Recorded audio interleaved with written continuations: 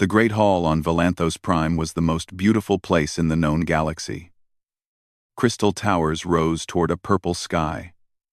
Rivers of light flowed through walls made of living stone. 4,000 seats filled the massive chamber, each one carved for a different species from a different world. Every seat was filled except one. Ambassador Kethvora had attended the Galactic Assembly for 60 years. She had seen new species join. She had watched old empires fall. She had learned the names and customs of beings so strange that her mind could barely understand them. But in all her years, she had never seen anyone sit in the chair marked for Earth. The chair was simple, blue fabric, wooden frame. It looked almost primitive compared to the floating platforms and energy fields that other species preferred. But it remained empty, year after year, century after century. Humans had discovered faster-than-light travel almost 200 years ago. Their ships had been spotted in dozens of sectors. They traded with border worlds. They mapped distant stars, but they never came to the assembly. They never sent diplomats. They never even replied to invitations. Kethvora had spent decades trying to understand why. The newest member species was called the Torath. They were young and eager. Their civilization barely 10,000 years old. Their representative, a eager male named Vendal, sat beside Kethvora during the opening ceremonies. "Why does no one sit in that chair?" he asked, pointing toward Earth's empty seat. "Because humans do not come," Kethvora replied. "But why?" "No one knows." Vendal's 4 eyes blinked in confusion. "Have you asked them?" "Many times. They do not answer." The young Torath fell silent. But Kethvora could see that the question bothered him. It bothered her too. In a galaxy where every species fought for recognition, for trade rights, for political power, humanity's silence made no sense. 3 months later, Vendel sent her a message that changed everything. He had been assigned to catalog ancient ruins on a dead world called Morthus 7. The planet had been scorched by its dying sun millions of years before any current species had achieved space travel. Nothing should have survived there. Nothing intelligent had ever lived there. But deep beneath the surface, in a cavern that had been sealed for longer than most stars had burned, Vendal found something impossible. A message was carved into the stone wall. It was written in over 40,000 languages, including Torath, including Sindari, including languages that belonged to species that had gone extinct before the assembly was born. The message was simple. It read, "Do not dig beneath the northern basin. What sleeps there must never wake." At the bottom of the carving was a symbol, a blue and green sphere. Kethvora recognized it immediately. Every diplomat in the galaxy knew that symbol. Earth. Vendal's discovery spread through the assembly like fire through dry grass. Within days, researchers across the galaxy began finding similar messages. Warnings carved into mountains on abandoned moons. Symbols etched into asteroids drifting through empty space. Words burned into the bedrock of worlds that had been lifeless for millions of years. All of them bore humanity's mark. All of them contained warnings. Do not enter this system. Do not disturb this tomb. Do not wake what sleeps beneath. The assembly demanded answers. For the first time in 300 years, they sent a formal delegation to Earth's solar system. Kethvora was chosen to lead it. The journey took 3 weeks. As her ship approached Earth's sun, she felt a strange nervousness that she could not explain. She had met beings made of living metal. She had negotiated with hive minds that spanned entire planets. But something about humanity's long silence filled her with dread. They found the humans waiting for them. A single ship hung in space near the orbit of Earth's 4th planet. It was not large, not impressive, not armed with any weapons that Kethvora's sensors could detect. A simple vessel with a simple name painted on its hull. Steadfast. The human who greeted them was called Commander Jack Morrison. He was tall, with gray hair, and tired eyes that seemed much older than his face. Beside him stood a younger woman, Lieutenant Kate Dawson, who watched the alien delegates with careful attention. "We knew you would come eventually," Jack said. His voice was calm, almost sad. "We've been preparing for this conversation for a very long time." Kethvora stepped forward. "Your species has ignored the assembly for 300 years. You have refused every invitation. You have answered no messages. But we find your warnings carved into worlds across the galaxy, some of them older than our civilizations. We demand an explanation. Jack nodded slowly. You deserve one. He turned and looked out the viewport at the distant stars. For a long moment, he said nothing. When he spoke again, his voice was heavy with something that Kethvora could not identify. Grief, perhaps, or exhaustion. You asked why we never came to your assemblies, he said. Why we never joined your councils or signed your treaties or played your political games. He turned back to face her. We were too busy keeping you alive. Kethvora felt her blood run cold. What do you mean? The galaxy is not safe, Jack said. It has never been safe.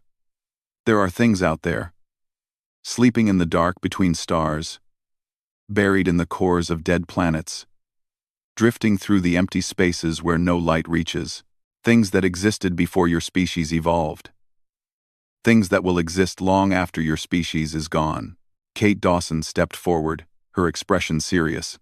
We've been finding them for 200,000 years, marking them, warning others away. It's all we do. It's all we've ever done. 200,000 years? Kethvora shook her head. That's impossible. Human civilization is barely 6,000 years old. Jack smiled, but there was no humor in it. Human civilization on Earth is 6,000 years old. But we haven't always been on Earth. And Earth has never been our only home. He gestured toward the stars. Come with us. We'll show you everything. The warnings, the threats, the things we've spent countless generations protecting you from. He paused. But I should warn you now, Ambassador. Once you know what we know, you will never feel safe again.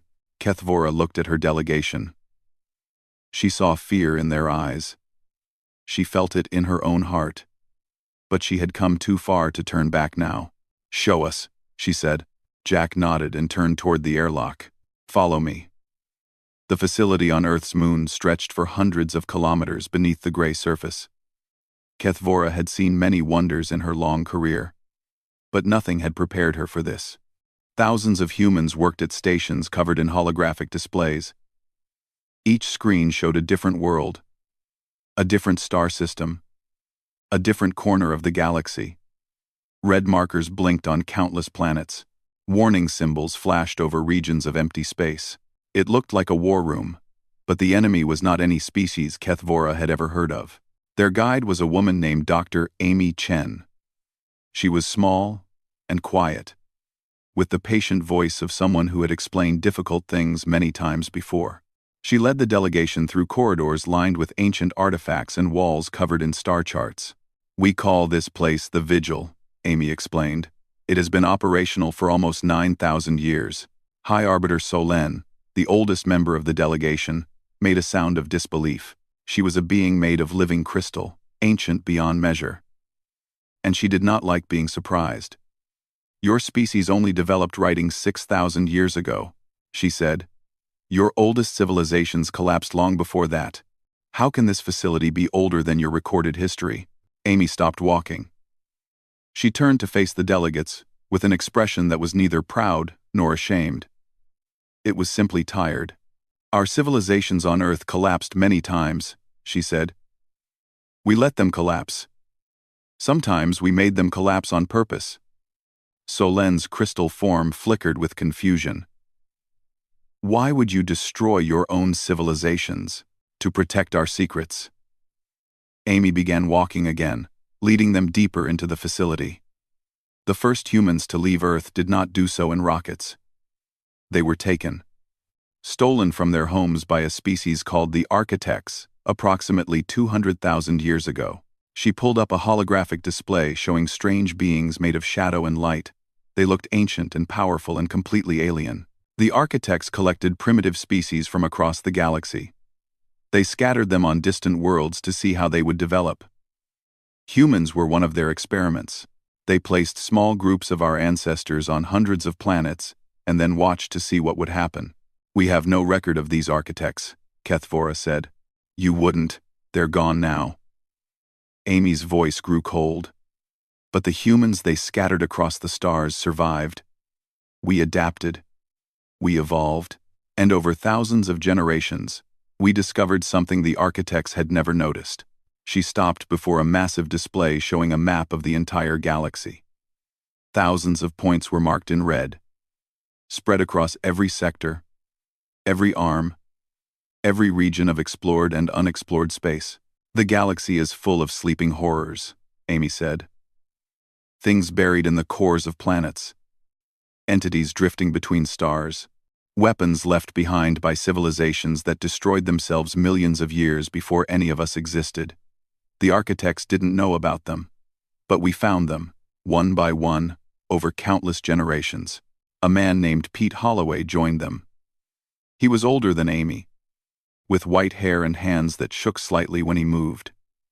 He had spent his entire life studying the history of human colonies scattered across the galaxy. Most of those colonies are gone now, Pete said. He pulled up records showing planets that had once held human civilizations. Most were marked with death symbols. They were destroyed by the things they found, or they sacrificed themselves to contain threats that would have spread across entire sectors. He showed them images of ancient monuments, massive structures built on dead worlds and abandoned moons. Each one bore the same message in thousands of languages. Each one warned travelers to stay away. Every time we found a danger, we marked it, Pete continued. We carved warnings into stone that would last for millions of years. We built monuments that would survive the death of stars. We made sure that whoever came after us would know what to avoid. Kethvora felt dizzy. Her entire understanding of the galaxy was shifting beneath her feet, like sand in a storm. But why keep this secret? Why not join the assembly and share this knowledge openly? Amy and Pete exchanged a look. It was the look of people who had heard this question many times before, and who knew that the answer would not be welcome. We tried, Amy said. In the early days, when the first assembly species began exploring space, we tried to warn them directly. We sent messages. We shared our records. We told them about the dangers. What happened? They didn't listen. Amy's voice was flat. They thought we were lying, or exaggerating, or trying to control them. Thanks for watching. They know that with an L. Some of them investigated the warnings deliberately, just to prove us wrong. Pete pulled up another display. This one showed the locations of 47 extinct civilizations. Each one had been wiped out within a few decades of ignoring a human warning. The Velith explored a sealed tomb on Karos Prime despite our warnings. They woke something that consumed their entire species in 17 days. The Morith dug beneath the northern ice on Thesson 4. What they found drove them insane, and they destroyed themselves in a civil war that lasted 3 years. The Sindari Prime colony, Kethvora raised her hand. Enough. Her voice shook. The Sindari Prime colony was a legend among her people. A great expedition that had vanished without trace over 30,000 years ago. They had always believed it was an accident, a navigation error, a natural disaster. Your ancestors found one of our warnings, Amy said gently. They decided to investigate anyway. We couldn't stop them. We couldn't save them. All we could do was add another marker to our maps. The chamber fell silent. The delegates looked at each other with expressions of shock and fear. Everything they thought they knew about the galaxy was wrong. We learned that the only warnings that work are the ones species find for themselves, Pete said. If we tell you directly, you investigate. If you find ancient warnings carved in stone, you take them seriously. So we stopped talking. We started carving. And we've been protecting this galaxy in silence ever since. Kethvora thought about all the warnings her own species had found over the centuries. Ancient symbols on dead worlds. Strange monuments in empty systems, places that every spacefarer knew to avoid, though no one remembered why. Human warnings, all of them. How many are there? She asked. How many threats have you found? Amy looked at the great map with its thousands of red markers. Too many, she said. And we're finding more every year. Miracular, too many. Somewhere in the distance, an alarm began to sound. Pete's face went pale. He turned to a nearby console and read the message that appeared on the screen. It's the Toreth, he said. "They've started digging on Morthus 7. In the northern basin." Amy closed her eyes. "They found Vendal's warning, and they're ignoring it." Kethvora felt her heart stop. She remembered the message carved in stone. The message that had brought them all here. "Do not dig beneath the northern basin. What sleeps there must never wake." The humans were already moving, running toward a command center at the heart of the facility. Kethvora followed, her legs carrying her forward even as her mind screamed at her to flee. She had wanted answers. Now she was going to see exactly why humanity had hidden from the galaxy for so long. The mining equipment had been drilling for 3 days when the ground began to move. Vendal stood at the window of the orbital research station, watching the planet below. He had begged the mining consortium to stop. He had shown them his discovery, the ancient warning carved in 40,000 languages. He had told them what the message said. They had laughed at him. "Old stories," the mining director had said. "Human tricks to keep us away from valuable resources. We're not children afraid of ghost tales." Now the director was dead. So were the 300 workers at the mining site. So were the security forces sent to investigate when communications went silent. Something was pulling itself out of the planet's crust. Vendal could not understand what he was seeing. It was not a creature in any sense he recognized. It had no body, no face, no form that his mind could hold on to. It was made of angles and shapes that should not exist, geometry that folded into dimensions that hurt to look at. Every time he tried to focus on it, his vision blurred, his thoughts scattered. Something deep in his brain screamed at him to look away, to run, to hide, to do anything except keep watching. But he could not stop watching. The thing rose higher. It spread outward. Everything it touched changed. Rock became glass, became light, became nothing. The mining equipment twisted into spirals that had no beginning and no end. The bodies of the workers became part of the thing's impossible structure. Their shapes stretched and folded into patterns that violated every law of nature. The evacuation ships tried to flee. They made it less than 100 kilometers before the thing's influence reached them. Vendal watched as they were pulled from the sky, their metal hulls bending like paper, their crews becoming part of the growing horror. Then the planet disappeared, not destroyed, not consumed, just gone. One moment Morthus 7 was there, a dying world orbiting a dying star. The next moment there was only a wound in space, a tear in reality that pulsed with colors that had no names, and the wound was spreading. 400 light-years away, in the Vigil Command Center on Earth's moon, Commander Sam Torres was already mobilizing every resource humanity had. He was a veteran of 3 containment operations. He had spent his entire adult life preparing for moments like this. But as he read the reports coming in from Morthus Sector, he felt something he had not felt in decades: fear. "It's a geometrist," he announced to his team. "Class 7 entity. Last active approximately 40 million years ago." His youngest officer, Lieutenant Danny Park, pulled up everything the Vigil had on geometrists. The files were old and incomplete, pieced together from the records of human colonies that had encountered these entities in ages past. "They exist outside normal space," Danny read aloud. "They're drawn to concentrations of matter and energy. They don't destroy in any conventional sense. They rewrite reality around themselves. Everything they touch becomes part of their structure." "Previous containment?" Sam asked. Danny's face went pale. "A human colony detonated a supernova. They sacrificed an entire star system to create enough energy disruption to force the entity back into dormancy." "How long did it stay dormant?"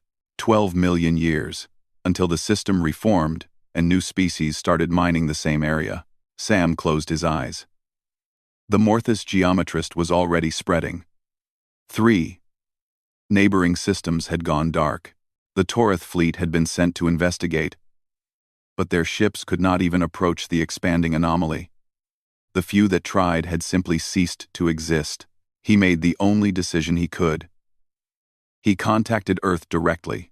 Within an hour, humanity's true fleet began to emerge. These were not the small exploration vessels that the Assembly had occasionally spotted. These were warships, massive structures of metal and energy that had been hidden in shipyards, scattered across the galaxy for thousands of years. Ships built specifically for threats that most species did not believe existed. Admiral Claire Vance commanded the fleet from the bridge of her flagship. She was over 200 years old.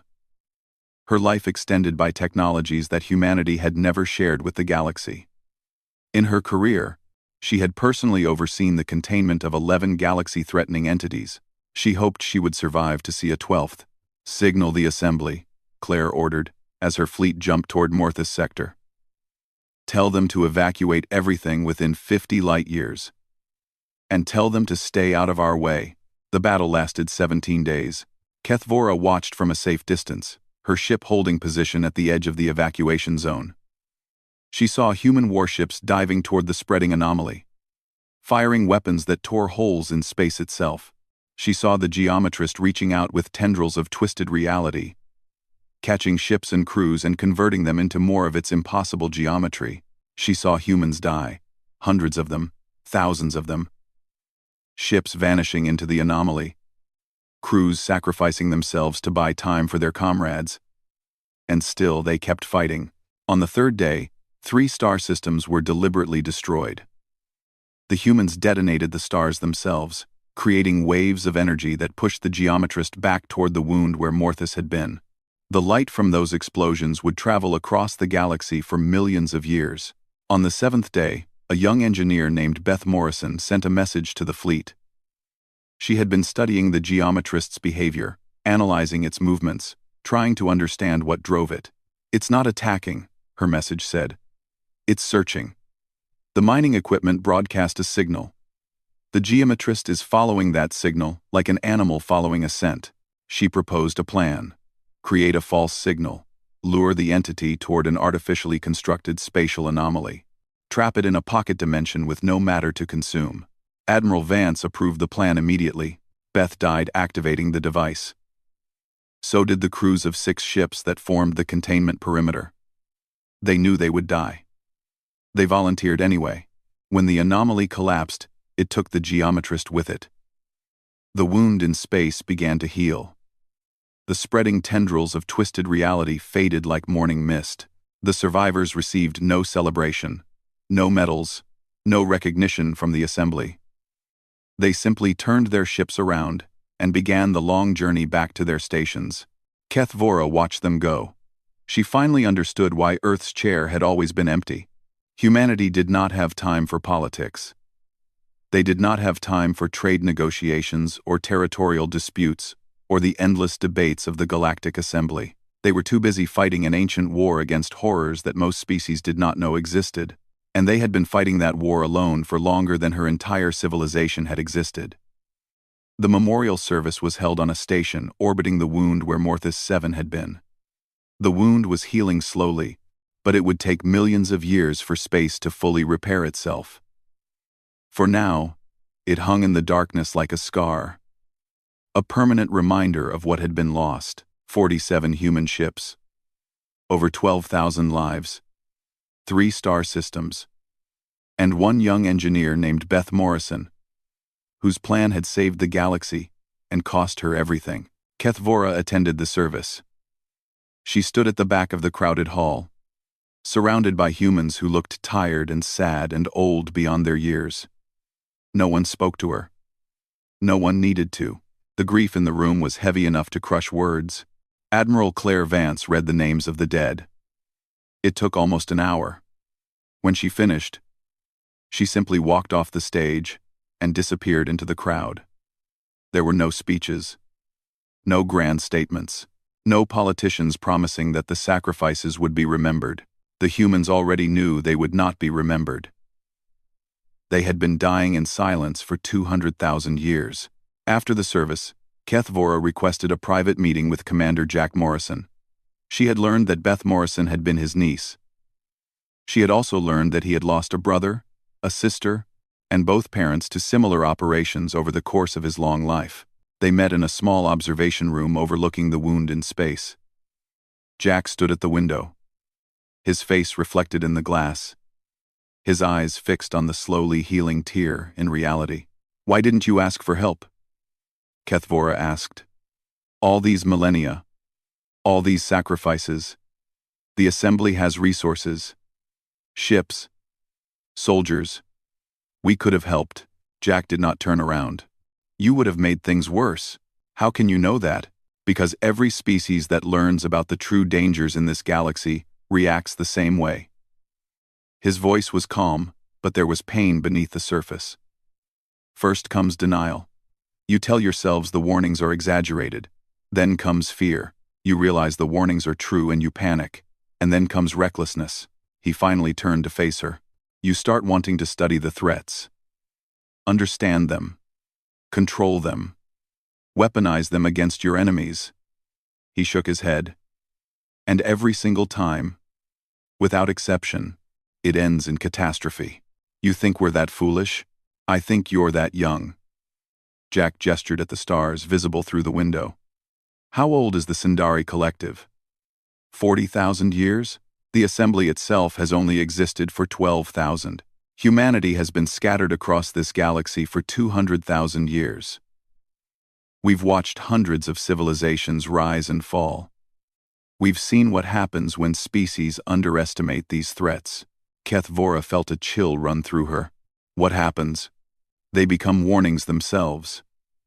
Jack pulled up a holographic display showing a planet covered in strange structures. The Velith were a proud species. When they found one of our warnings on Karos Prime, they decided to investigate. They believed they were advanced enough to handle whatever they found. The display showed the Velith expedition unsealing an ancient tomb. It showed something dark emerging from within.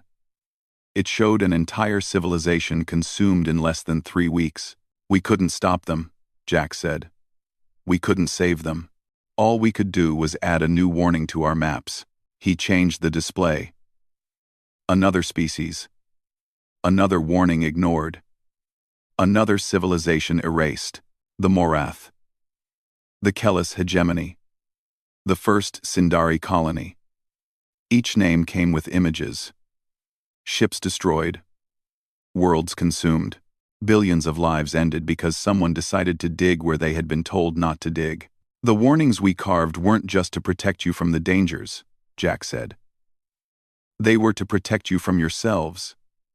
Because the moment you know something terrible exists, you become capable of waking it. Kethvora was silent for a long moment.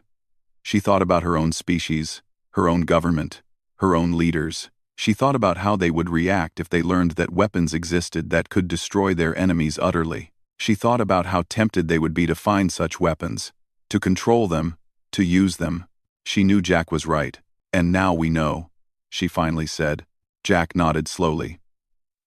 And now we need to decide whether you're ready to help us, or whether you're going to become another warning we have to carve. The words hung in the air between them. Kethvora felt the weight of them pressing down on her chest. What do you need from us? She asked. Jack looked surprised. It was the first time she had seen any expression other than tired sadness on his face.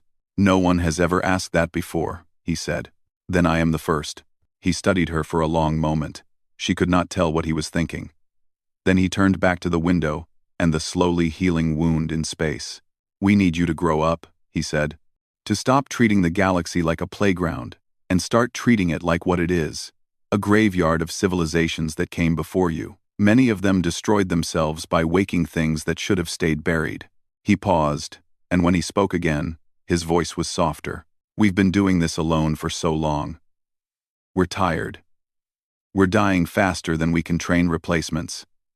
Every year, we lose more knowledge, more experience, more people, and there are threats out there that even we can't handle alone. Kethvora stepped forward until she was standing beside him at the window. The wound in space pulsed with strange colors. In a few million years, it would be healed completely. But the 12,000 humans who had died to create it would never come back. Then let us help, she said. Teach us. Show us what to do. We will make mistakes. We will be foolish sometimes. But we can learn. Jack looked at her. For the first time, she saw something like hope in his tired eyes. You'll have to convince the assembly, he said. They'll have to agree to follow our protocols. to respect the warnings, to never dig where we tell them not to dig. Then I will convince them. It won't be easy. Nothing worth doing is ever easy. Jack almost smiled. You sound like my niece. Kethvora thought about Beth Morrison, a young woman who had figured out how to stop an entity that existed outside normal space. A young woman who had died saving a galaxy that would never know her name. I hope I can be worthy of that comparison, Kethvora said. She turned and walked toward the door. She had a speech to prepare, a galaxy to convince, and a debt to repay that she could never fully honor. Behind her, Jack Morrison remained at the window, watching the wound in space slowly heal, counting the names of the dead, and waiting to see if the galaxy was finally ready to wake up. 3 months after the Morthus incident, the Galactic Assembly convened for an emergency session. Representatives from 4,000 species filled the Great Hall on Valanthos Prime. Crystal towers gleamed in the purple light. Rivers of energy flowed through walls of living stone. Everything looked the same as it had for centuries, but everything had changed. For the first time in 300 years, Earth's chair was not empty. Admiral Claire Vance sat in the simple wooden seat, her gray uniform a stark contrast to the elaborate robes and ceremonial armor worn by the other delegates. Beside her sat Dr. Amy Chen and Commander Sam Torres. They had not come to ask for membership in the assembly. They had come to deliver a message.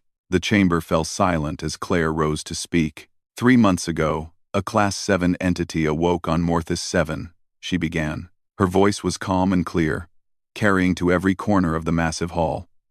It killed over 300 Toreth miners. It destroyed 3 star systems. It took the lives of 12,000 human soldiers to contain it. She paused, letting the numbers sink in. The Vigil has cataloged over 4,000 active threats in this galaxy. They range from Class 1 to Class 12. We have contained most of them. We have warned you about the rest, but we cannot do this alone anymore. She activated a holographic display showing the current state of galactic expansion.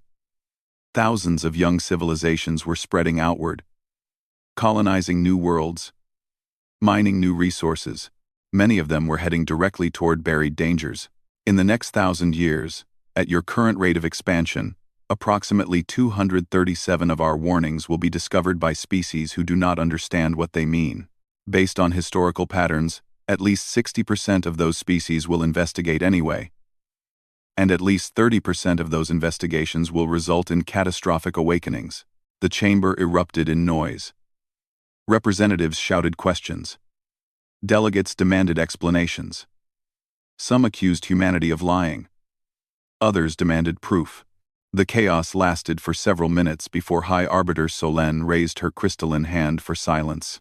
I have spent the last 3 months reviewing every human warning the Assembly could locate, Solène announced. Her voice rang through the hall like a bell. I have verified their age. I have confirmed their accuracy. I have studied the fates of civilizations that ignored them. She turned to face the assembled delegates. The humans speak the truth. The warnings are real. The dangers are real. And we have been fortunate beyond measure that humanity has protected us without asking for recognition or thanks. The chamber fell silent again. Kethvora watched from her seat as the delegates processed what they were hearing. She saw fear in their eyes. Doubt. Denial. All the reactions that Jack Morrison had warned her about. But she also saw something else. Something she had not expected. Understanding. Solène turned to face Admiral Vance. What do you need from us? Claire allowed herself a small smile. It was tired and sad, but it was real. We need you to grow up, she said. To stop treating the galaxy like a resource to be exploited and start treating it like what it is. A graveyard of civilizations that came before you. Many of them destroyed themselves by waking things that should have stayed asleep. She changed the display. It now showed a network of monitoring stations, response fleets, and containment facilities that humanity had been building in secret for thousands of years. We've been the galaxy's guardians alone for too long. We're tired. We're running out of people. And there are threats coming that even we cannot handle by ourselves. She looked around the chamber at the thousands of representatives, species that had spent centuries fighting over trade routes and border disputes, species that had never imagined the true scale of the dangers surrounding them. Here is what we offer. full access to the Vigil's archives, training programs for your best and bravest, integration into our response networks. She paused. In exchange, you follow our protocols, you respect the warnings, and you never, ever dig where we tell you not to dig. The debate lasted 6 hours. Representatives argued. Delegates questioned. Some species wanted more information. Others wanted guarantees. A few wanted to refuse entirely, to prove that they did not need human protection. But in the end, the vote was unanimous. The galaxy chose to grow up. 1,000 years later, a young woman named Lucy Morrison walked through a memorial garden on the planet New Morthus. The world had been colonized a century after the geometrist was contained. It was a peaceful place now, with blue oceans and green forests and cities that gleamed in the light of a young yellow sun. At the center of the memorial garden stood a black stone pillar carved with names. 12,000 names. The humans who had died to stop the geometrist and save a galaxy that had not known it needed saving. Beth Morrison's name was near the top. Lucy touched the stone gently. Beth had been her great-great-grandaunt. She had never met her. No one alive had ever met her. But every human child learned her name. Every Vigil operative knew her story. She had died so that others might live, just like the 12,000 names carved beside her. Just like the countless millions who had died in silence over 200,000 years. Was it worth it? A voice asked behind her. Lucy turned. A young Toreth named Kelvin stood at the garden entrance. He was her partner, a Vigil researcher who had followed in his ancestor Vendal's footsteps. They had been working together for 3 years, investigating ruins on dead worlds, verifying ancient warnings, adding new ones where necessary. The galaxy had changed since humanity joined the assembly. The warnings were taught in schools across every civilization. The protocols were followed without question, and the Vigil had grown from a human institution into something truly galactic, staffed by representatives from over 2,000 species. Threats still emerged. They always would. The galaxy was old and full of sleeping dangers. But now, when something stirred in the dark between stars, the galaxy faced it together. Lucy looked up at the sky. Somewhere out there, human ships flew beside Toreth and Sindari and 1,000 other species. Somewhere out there, monitoring stations watched the ancient warnings. Somewhere out there, young people from every civilization trained to become guardians of a galaxy that finally understood what it meant to be protected. Ask me in another 1,000 years, Lucy said. Kelvin laughed. It was a warm sound, full of hope. Lucy took one last look at the memorial. 12,000 names. 12,000 lives given so that the galaxy might have a chance. She hoped they would be proud of what that chance had become. Then she turned and walked toward their ship. The alerts had come in that morning. An ancient warning on a distant moon. A young species asking questions. There was always more work to do. But now, at least, they did not have to do it alone.